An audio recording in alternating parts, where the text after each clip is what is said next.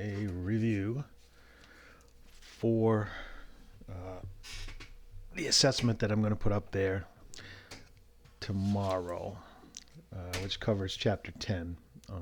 Give you by taking it, it'll give you an idea of what you know, what you need to work harder on, what you really got down pat.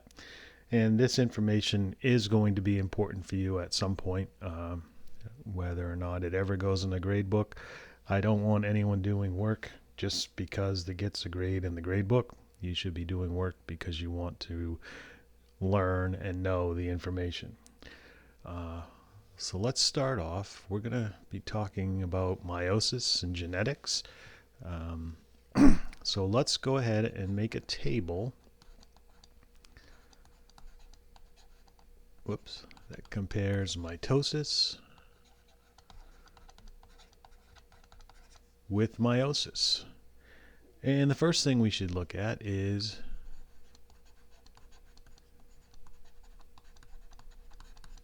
DNA content of resulting cells. So when you do mitosis,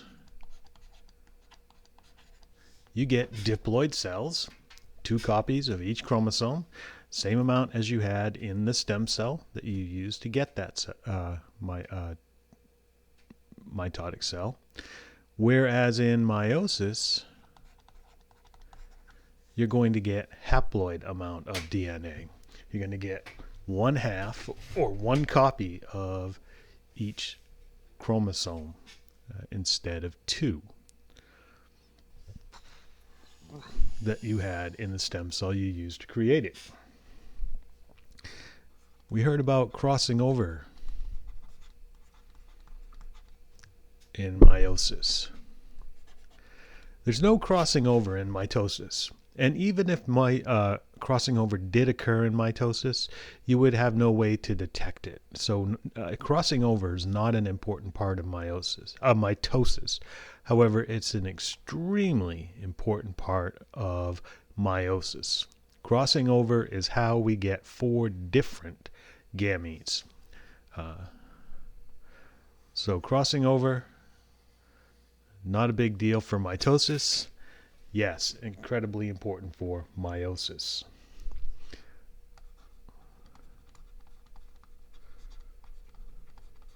Resulting cells. In mitosis, you get 2 cells.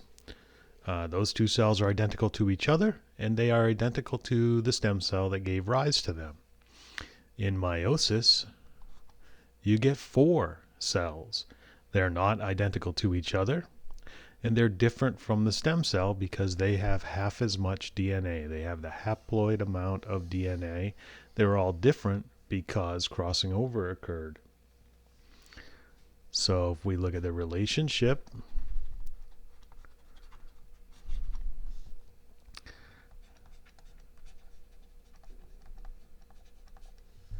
in mitosis, the cells you get are identical again to each other and to the cell that gave rise to them. Whereas in meiosis, they're different from each other and from the stem cell that gave rise to them.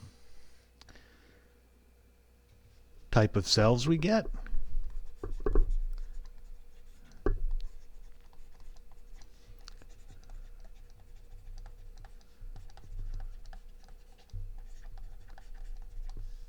Mitosis, we get normal body cells. This is how we grow, how we repair,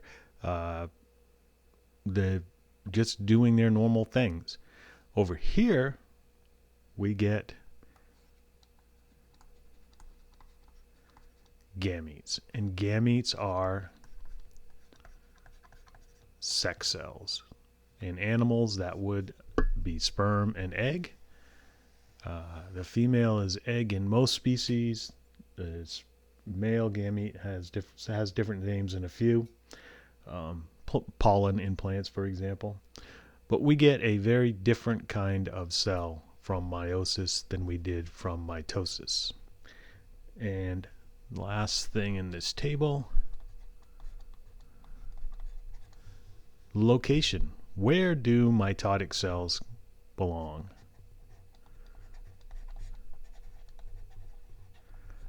almost anywhere.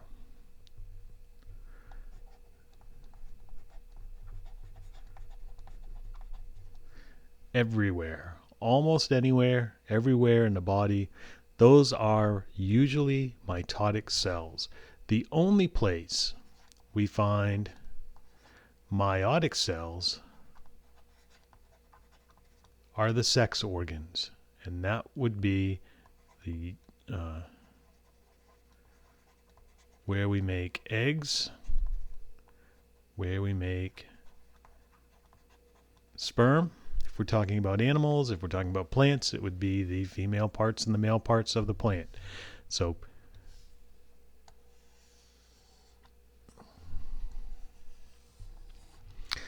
if we look at mitosis, we get a diploid cell that does not worry about crossing over. You'll get 2 of those diploid cells for every cell you start with. Those cells will be identical to each other. They will be identical to the cell that gave rise to them. And these are our normal body cells. Most of the cells in your body are formed by mitosis. Again, it's how we grow and it's how we repair. So almost anywhere you look, the cells you look at are there because of mitosis. The only exception to that would be if you looked where sperm and egg are developing. So in meiosis, we end up with a haploid cell, a cell that only has 1 copy of each chromosome instead of 2. Crossing over is a very important part of meiosis.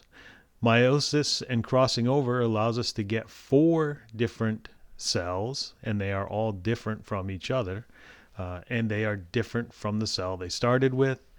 And these cells are gametes or sex cells, and they are produced only in the sex organs. Okay, so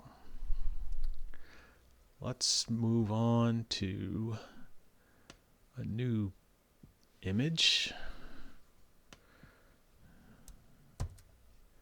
And there. So here we have a cell. This cell has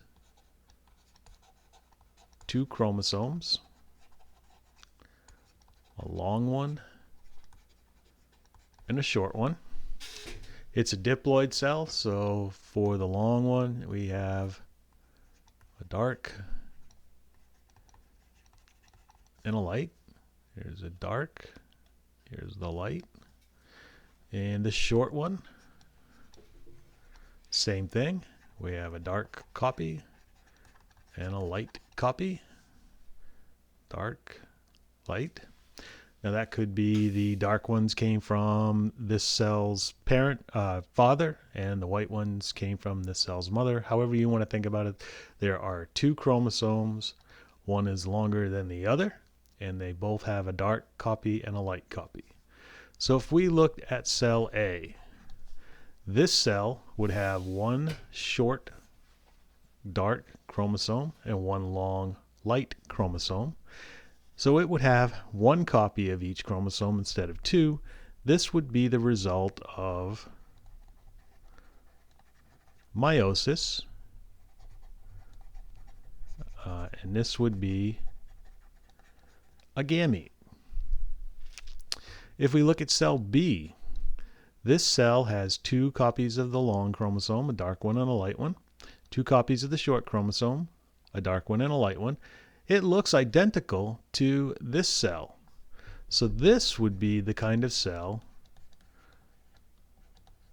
you would get from mitosis. You would get 2 of them, but it would be a mitotic division.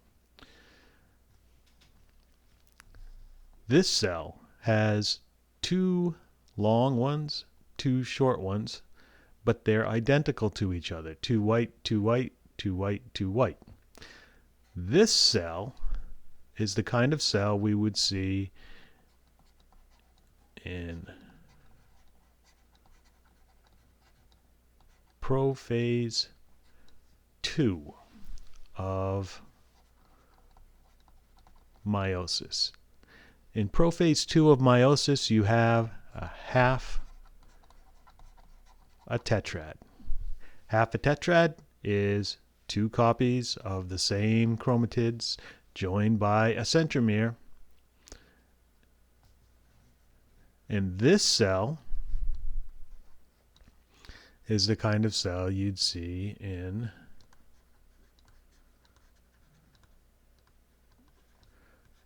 prophase 1 of meiosis. It has 2 copies of the long dark one, 2 copies of the long white one, 2 copies of the long short white one, and 2 copies of the short dark one. So we are about to form tetrads. In a tetrad, this, and this are going to come together, the 4 copies of the long one, and then the 4 copies of the short one are going to come together to form tetrads. So remember, in meiosis, we have tetrads that we didn't have in mitosis. So in prophase and metaphase 1, you followed a tetrad. It formed and lined up in the middle. In anaphase, telophase 1, you followed a half a tetrad. And a half a tetrad is 2 chromatids joined by a centromere, which is the same thing as you would have in a normal mitotic cell. From there, when you go to meiosis 2, in prophase and metaphase, you're still following half tetrads. In anaphase, telophase, you're following a quarter tetrad, which comes out to be 1 of each sister chromatid. Because of crossing over, they're all different. It really wouldn't be a white one that's identical to this white one. It should have white and gray patches in it because of crossing over. But this would be what you would get from meiosis, and that would be a normal gamete with 1 copy of each chromosome instead of 2, which would be 1/4 of a tetrad. Remember, in meiosis, we double the DNA once and divide it twice. It is a reductive division. So let me get one more clean slate. And let's just make sure we got everything covered we wanted to cover on this assessment. All right, so as I said,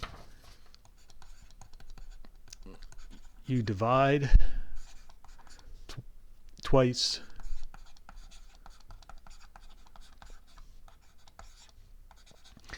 duplicate DNA once.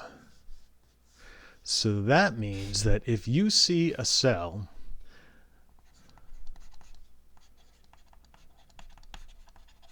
dividing with no duplicating, it had to be a cell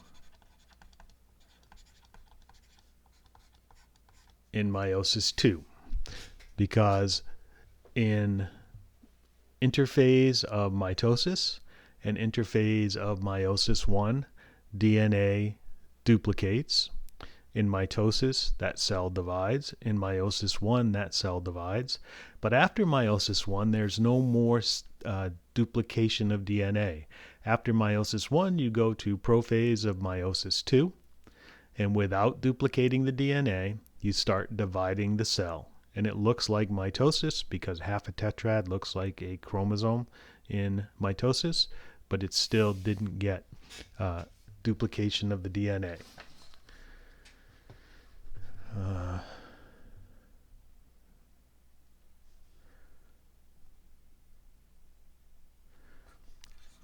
crossing over. Again, this is exchange of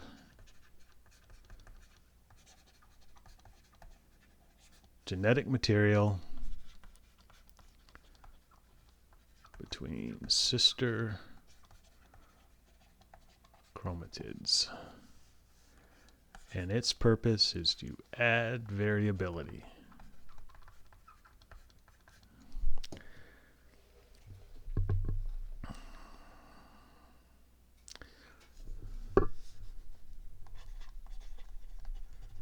Sperm, egg come together. When a sperm and an egg come together, that process is known as fertilization. And fertilization results in making a stem cell for an organism.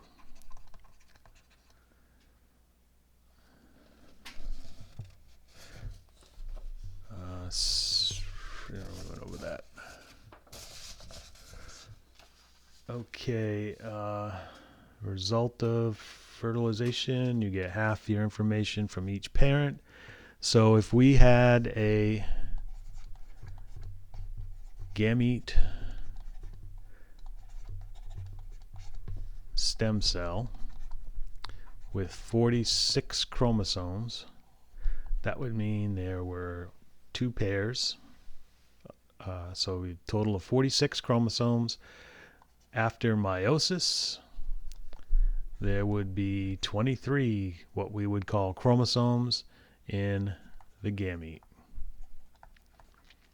So we can either say that humans have 46 chromosomes or 23 pairs of chromosomes. And after meiosis, human egg and human sperm each have 23 chromosomes, or we can say they have 21 of each of the 23 pairs. So it can get a little confusing, some of the language around it, but if you're saying chromosomes, the diploid number, all you have to do is divide it by 2 to get the haploid number. And that allows us to have a gamete with 1 copy of each chromosome that can fertilize another gamete with 1 copy of each of the chromosomes to give you a stem cell that can grow through mitosis into an entire organism. All 4 of those gametes that you would create through this process would be different, and they're different because of crossing over, which exchanges genetic material between those pairs of chromosomes. And that involves duplicating the DNA once, dividing the cell twice, so that you end up with 4 genetically different gametes that can be used in fertilization to make a new member of the organism. All right, so I'm going to stop there. I will be putting up that assessment tomorrow.